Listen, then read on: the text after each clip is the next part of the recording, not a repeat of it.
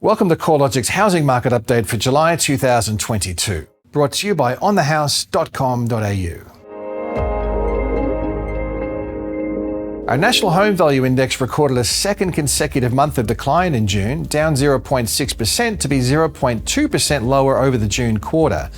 Continued falls in Sydney and Melbourne were the primary drivers of this month's steeper drop, but housing values were also down in Hobart and in regional Victoria.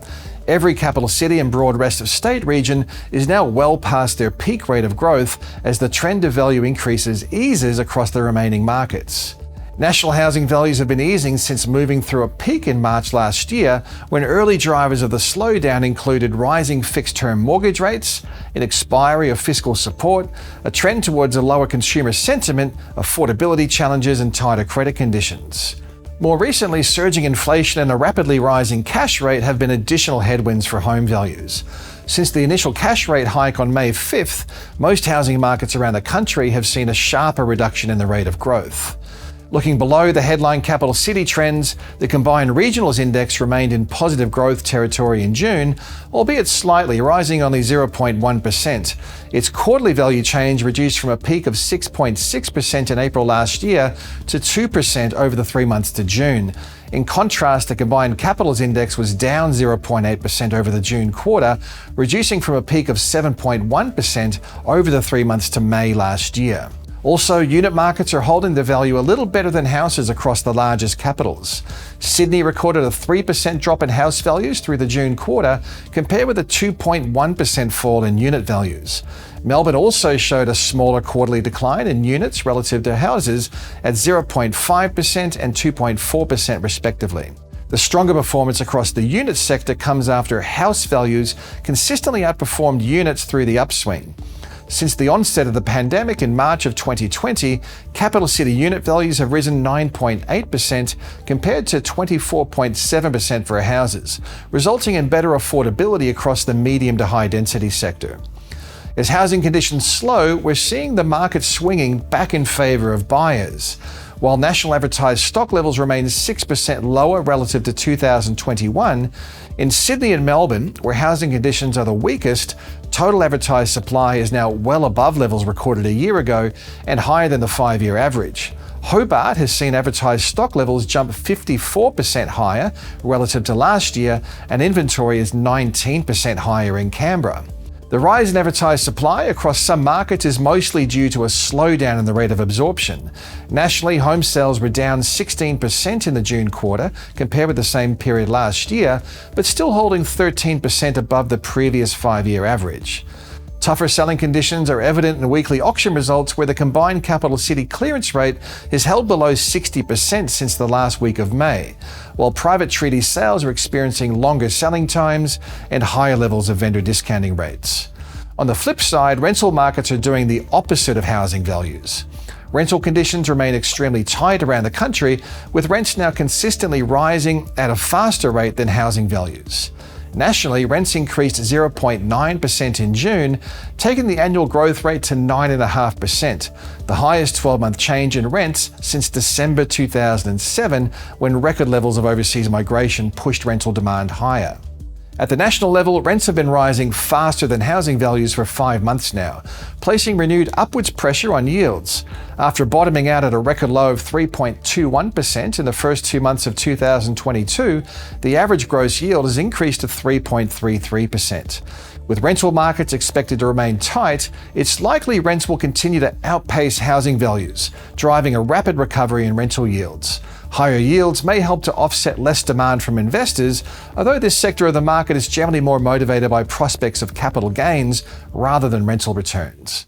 After housing values surged by 28% through the pandemic, Sydney's are now consistently trending lower, chalking up the 5th consecutive month of decline in June. Since peaking, Sydney housing values have reduced by 3.1%, or approximately $35,200. House values are recording a sharper drop than unit values, down 3.2% and 2.9% respectively from their recent peaks, but the larger decline in house values comes after a more significant upswing. Sydney house values surged by 34% through the current growth cycle, while unit values were up less than half that at 15%.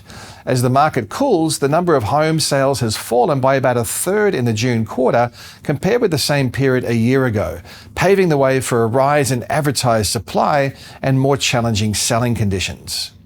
Australia's housing market outlook is becoming increasingly skewed to the downside, with the trajectory of housing values heavily dependent on the path interest rates take. While forecasts vary significantly, it's entirely possible the cash rate could rise beyond the pre-COVID 10-year average of 2.56%. Under this scenario, the average variable mortgage rate for new owner-occupier loans will be approximately 4.9%, more than double the 2.4% average variable mortgage rate back in April, adding roughly $720 per month to a $500,000 mortgage or $1,445 per month to a $1 million mortgage.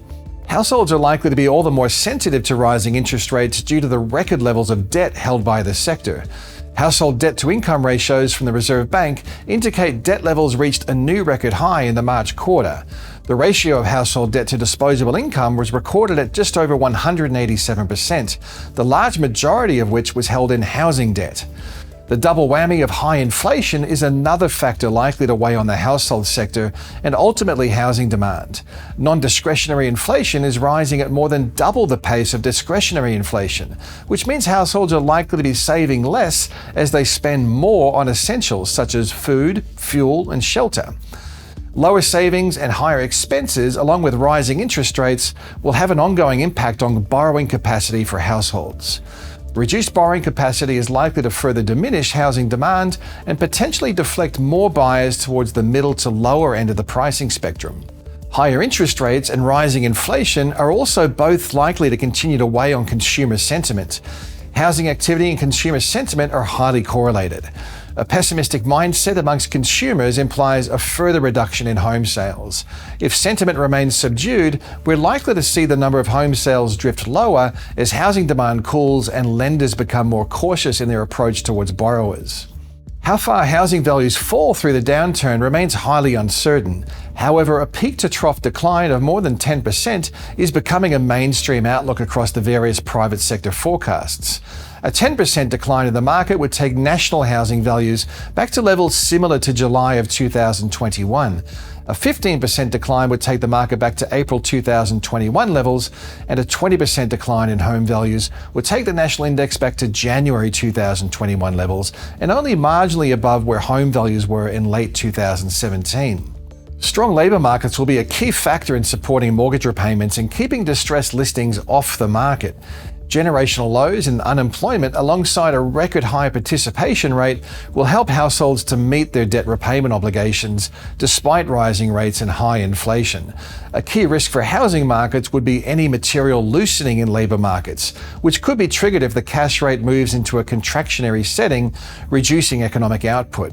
A substantial accrual in borrower repayment buffers is another factor helping to safeguard the housing market, estimated to be 21 months for owner-occupiers on a variable rate mortgage, meaning most households have a significant safety net if temporarily faced with a change in their circumstances. Mortgage stress should also be minimised to some extent by mortgage serviceability assessments at the time of the loan origination. Under these serviceability scenarios, it's reasonable to expect borrowers should be able to accommodate higher mortgage repayment costs, although such a rapid rate of inflation could create some challenges for borrowers on thinly stretched budgets. Clearly, the housing market is changing rapidly as rising interest rates and inflation, along with low sentiment and ongoing affordability challenges, dampen housing demand. You can stay up to date with all the key trends by checking out the news and research pages at CoreLogic.com.au.